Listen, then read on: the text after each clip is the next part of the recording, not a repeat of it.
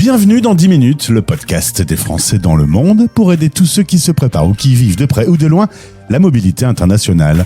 Je suis Gauthier Seiss et j'ai le plaisir de passer 10 minutes avec Myriam Zribi, direction la Tunisie. 10 minutes. 10 minutes. Le podcast des Français dans le monde. Et nous allons retrouver une voix que vous pouvez entendre sur Cocorico Radio, la nouvelle radio dédiée aux enfants expats, réalisée en partenariat avec l'IFEL et la radio des Français dans le monde. Et depuis sa voiture, c'est sa salle de réunion, on retrouve Myriam. Bonjour. Bonjour Gauthier, merci de m'avoir invité, je suis vraiment ravie. Oui, c'est un peu mon refuge, ma petite voiture ici en Tunisie. Toutes mes réunions sont là, toutes mes vidéos sont là. On y est bien, on est tranquille, on est à l'aise. La salle avec les profs est trop remplie. Tu viens de quitter pendant quelques instants ta classe puisque tu es professeur de lettres modernes. Alors, dans un beau pays où il fait tout le temps beau, tu m'as dit, aujourd'hui on a un beau ciel gris. Qu'est-ce que c'est que cette histoire ? Je pense que c'est l'hiver, hein. Ouais. Heureusement que l'hiver en Tunisie c'est juste 2 mois. Et donc cette semaine il fait un peu gris. On espère retrouver le soleil la semaine prochaine. D'ailleurs, si mes informations sont bonnes, lorsque tu es né en Tunisie, que tu as commencé à faire ton cursus lycée, puis ensuite que tu es venu à Paris, la vie parisienne t'a pas botté de fou, hein ? Non, c'était le choc pour surtout une adolescente qui avait 16 ans, qui était partie à Paris pour son premier voyage. J'avais hâte d'aller vivre là-bas, mais oui, un peu plus tard, quand j'ai commencé à faire mes études de doctorat, oui, le côté gris de Paris m'a un peu choquée. Moi qui venais de Djerba, là où il faisait beau 9 mois sur 12. Donc c'était un choc, oui. C'est un choc, c'est presque même un peu une déception les premières semaines quand tu découvres ce que c'est que la vie parisienne. Les Parisiens peut-être un petit peu aussi, peut-être un peu de racisme au passage. Non, sincèrement non, pas ce choc-là parce que à Djerba je vivais dans un hôtel et donc mon père était directeur d'hôtel et donc les touristes c'est mes amis, c'est ma famille. Non, c'est plutôt au début c'était un enchantement, j'adorais vivre là-bas, mais c'est les quelques mois après, quand ça a duré un peu, quand j'étais un peu éloignée de ma famille, de mes amis, c'était de plus en plus dur. Alors tu fais ta thèse en littérature moderne pendant 3 ans, puis tu retournes en Tunisie où tu vas prendre un poste. Retour à la maison, hein, tu étais contente ? Oui, bien sûr, oui. Et donc comme je le disais aujourd'hui, tu es professeur dans un lycée français, et puis tu fais pas mal d'autres activités. Dis donc, tu es un peu énergique, je crois, non ? Oui, c'est ce qu'on me dit tout le temps. Je vis les 24 heures à fond, ouais. J'espère garder cette énergie jusqu'à je sais pas, jusqu'à ce que j'arrête de travailler ou de vivre. Mais oui, je fais plein de choses, je suis très dynamique. J'aime bien vivre vraiment à 100 à l'heure. Alors justement, pour les élèves qui passent le bac de français, tu as lancé un Instagram et un TikTok qui s'appelle Bac Brevet Parfait. L'idée, c'est d'aider les élèves en proposant des formats qui leur plaisent. Comme ça, quand ils scrollent et qu'ils tombent sur toi, au passage, ils apprennent à s'entraîner à l'oral, à déstresser. Exactement, c'est tout à fait ça. Et c'était parti vraiment d'une idée d'un élève en classe qui est venu un jour pour me dire « Madame, est-ce que ça vous dérange que je vous enregistre ?» J'ai bugué, j'ai dit « Pardon ?» m'enregistrer, pourquoi? Il me dit, mais madame, j'aimerais bien vous réécouter le soir quand moi je vais réviser ma leçon et donc réécouter votre explication. Et de cette remarque-là, les autres m'ont dit, ouais madame, vous devriez faire des vidéos et tout. Et d'une petite blague, le projet s'est créé l'année dernière. Ça s'appelle, c'est une page Insta, une page TikTok qui s'appelle Bac Brevet Parfait. Je me suis dit, vaut mieux leur proposer un format moderne, quelque chose qui leur parle. Aujourd'hui, les élèves sont un peu fâchés, entre guillemets, avec les manuels, les livres, et ils préfèrent scroller, ils préfèrent aussi quelque chose de court, de rapide. Pourquoi pas, si je peux leur expliquer une notion en 2 minutes, que ça puisse les aider à réviser, que ce soit la veille d'un examen ou la semaine des révisions, pourquoi pas rester parti de là. Et comment on apprend à déstresser ? Est-ce que tu as une méthode magique avant un examen ?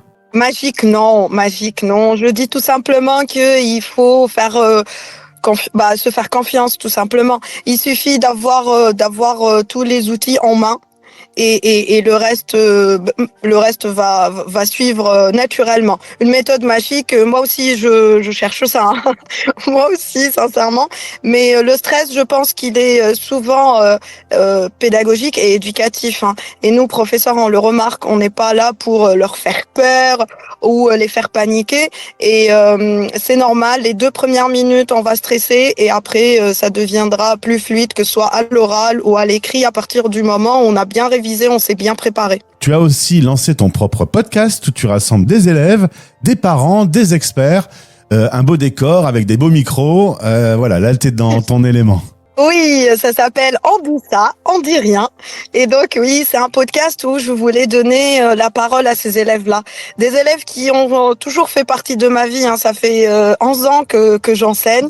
Ces élèves qui ont tellement de choses à dire, pourquoi pas leur donner cet espace-là.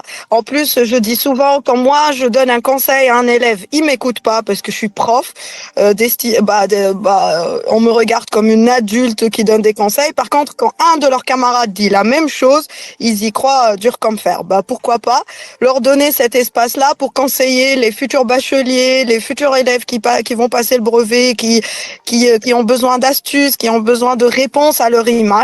Voilà, ça sert à ça le podcast. Après les parents, vous savez, il y a certains parents qui vivent énormément d'expériences nouvelles, par exemple avec les enfants à besoins particuliers et tout.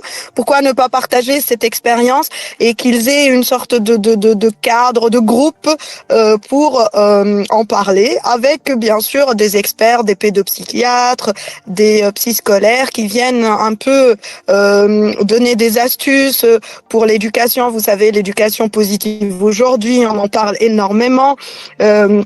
Pour aider les parents à mieux gérer aussi le stress de leurs enfants en période de stress, etc., etc. Et pour donner un cadre à tout ce retour d'expérience dans le podcast. Et aujourd'hui, Myriam, quelque chose nous lie, toi et moi, puisque tu es maintenant animatrice radio dans le projet développé avec l'IFEL, le lycée français en ligne. Un petit mot d'ailleurs sur ton boulot avec l'IFEL ? Alors oui, bien sûr, l'IFEL, je faisais partie du projet dès le début. C'est vraiment une école ambitieuse, c'est un projet ambitieux, je trouve, où Hélène et Valérie font énormément de travail et je suis vraiment fière parce que j'étais là dès le début. Et là avec la radio Cocorico, on a une petite capsule qui s'appelle l'escale culturelle où on voyage et on fait voyager les enfants à travers le monde, à l'image de l'IFEL bien sûr. Donc dans cette rubrique là, on fait ce qu'on fait, c'est que on va voyager dans des pays différents à chaque fois et où on va parler d'une notion différentes. Alors ça peut être un événement historique, ça peut être un phénomène géographique, ça peut être aussi un événement culturel, le prix Goncourt. On peut aussi résumer des œuvres, par exemple des livres, etc., etc. Et donc voilà, c'est l'escale culturelle. Finalement, communiquer ton savoir, le partager, les bons plans, les conseils, etc., le repartage aux autres, c'est ton kiff, quoi. Oui, tout à fait. Oui, c'est tellement ça. J'adore montrer aux autres ce qu'on peut faire avec les petits moyens entre guillemets et surtout redonner confiance en ces personnes comme moi. Beaucoup de profs ce que beaucoup de profs ont fait pour moi avant. J'aimerais bien repartager, oui, mes connaissances, ma pratique aussi, quelques conseils, que ce soit dirigé aux élèves, mais aux parents aussi, qui aujourd'hui, j'ai l'impression, ils apprennent avec leurs enfants. Alors, je vous invite à écouter Escale Culturelle. C'est sur la radio Cocorico. Et pour écouter la radio, vous tapez cocoricoradio.fr. Myriam, merci pour ce moment. Je vais te laisser. Alors, tu vas quitter ta voiture pour retourner en cours maintenant ? Oui, j'ai un cours à midi.